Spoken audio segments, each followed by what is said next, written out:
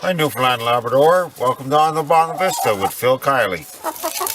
Today we're getting ready, it's October 14th and we're splitting up the garlic to go back into the ground in some new beds. The two new beds are 30-inch standard wide beds and 24 feet each, so I've got 48 feet of new bed this year to take some other older beds out of rotation of the garlic, to get them into a rotation, to get the garlic out of that bed anyway. Leave me alone. So this is going out. Splitting these apart is what we're up to. If they would leave me alone. And we'll talk about that bed. So those new beds started out as a compost windrow that was comprised of about 100 bags of $1 a bag Walmart sheep manure compost or seafood compost, and also went into it several hundred pounds of fish offal from the recreational fishery, cod fishery, and several hundred pounds of cow manure, straight cow manure, and about 15 loads of well composted bark mulch. And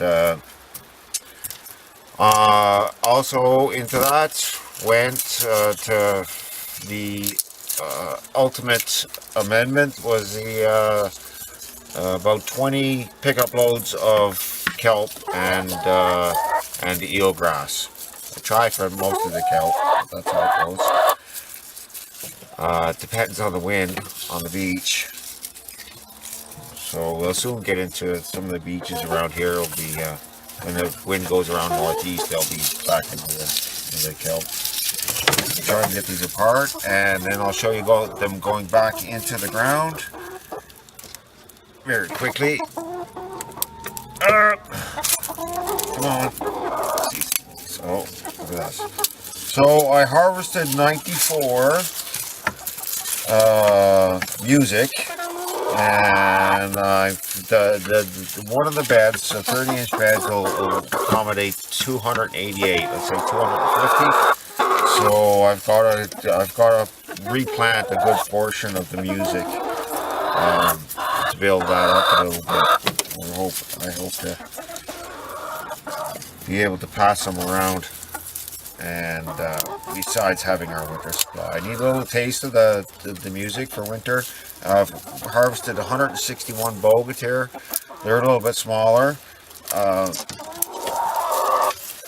But that's what we'll probably be eating this winter, and yes, we do eat a lot of garlic. And well, come on and join me as soon as I get this done. We'll go into the garden, and I'll show you how I've lined up those rows to try and speed up the process of putting this back in the ground.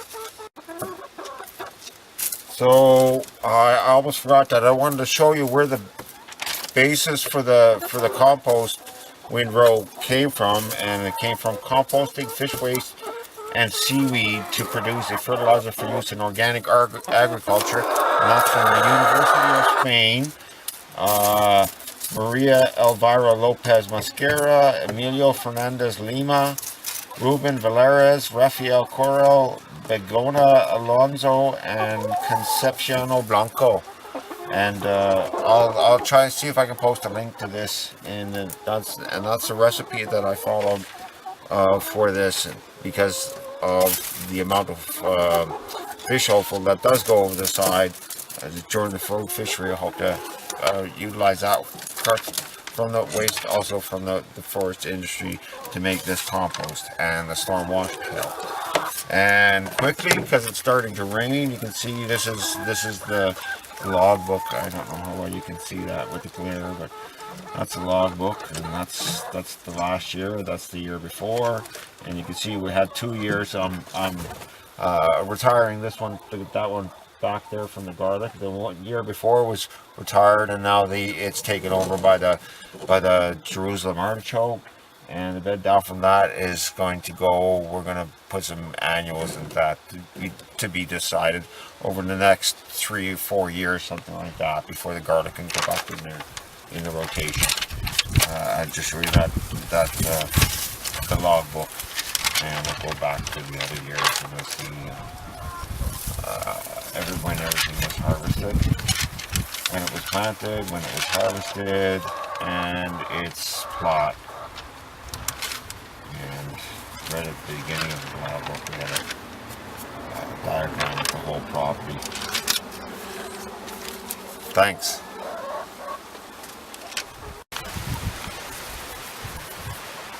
So here we are. We're about to start putting the clothes back in the ground using our yardstick and our line. We're going to keep it at general 6-inch spacing, 6x6 inch spacing on the clothes. And we're not going to dig any holes, we're just going to push them into the ground because the ground is loose. Clove right side up, like this.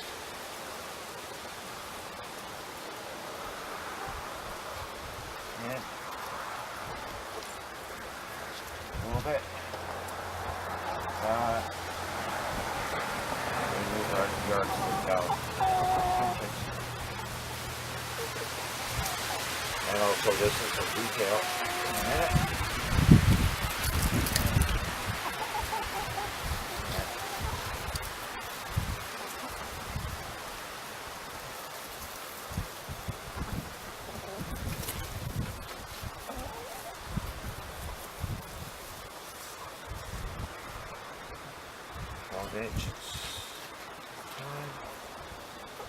There.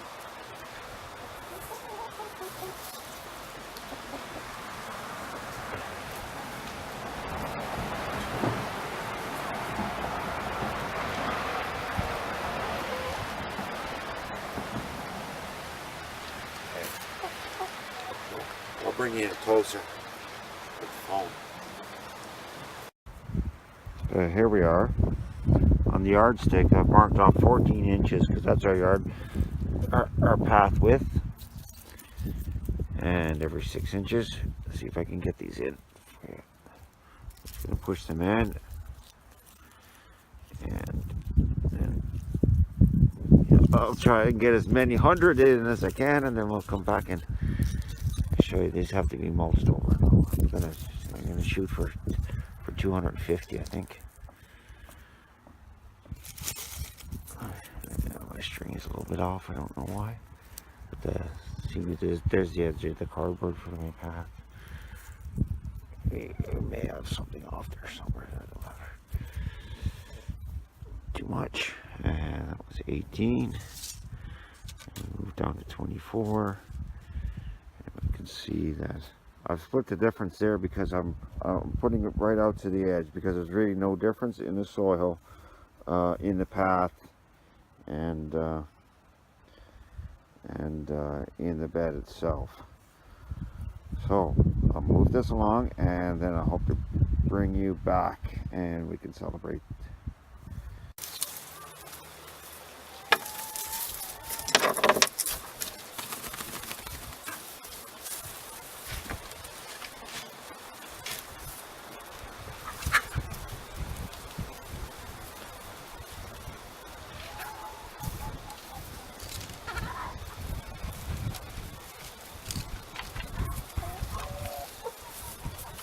Just getting this mulch on, the bark mulch first, and then I'm going to top it right over with the kiln.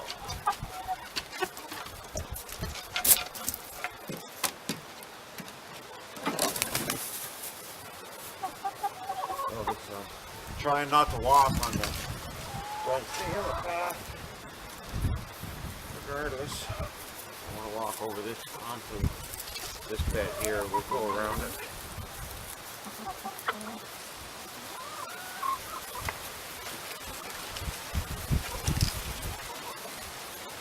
Sticks and all, that'll all break down.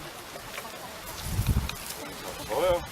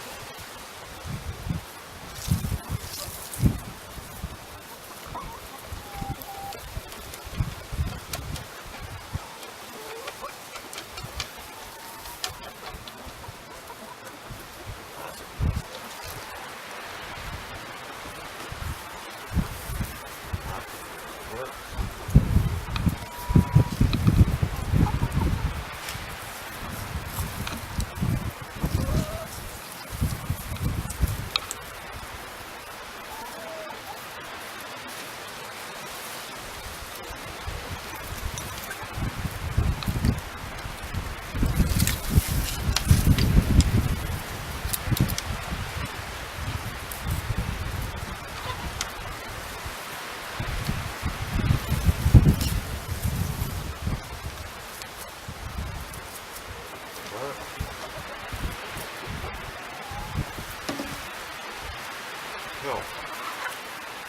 It's not hot out.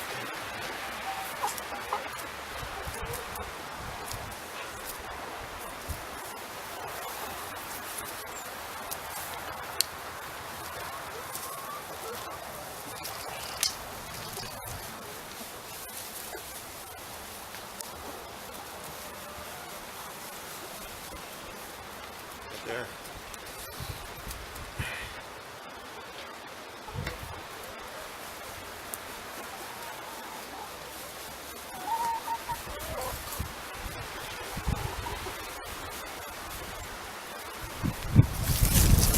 Looks like with the hot water, it'll settle down really good.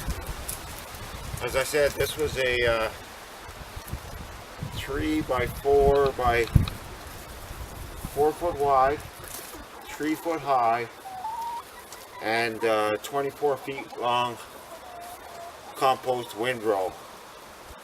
And all of those amendments that I mentioned before made that pile.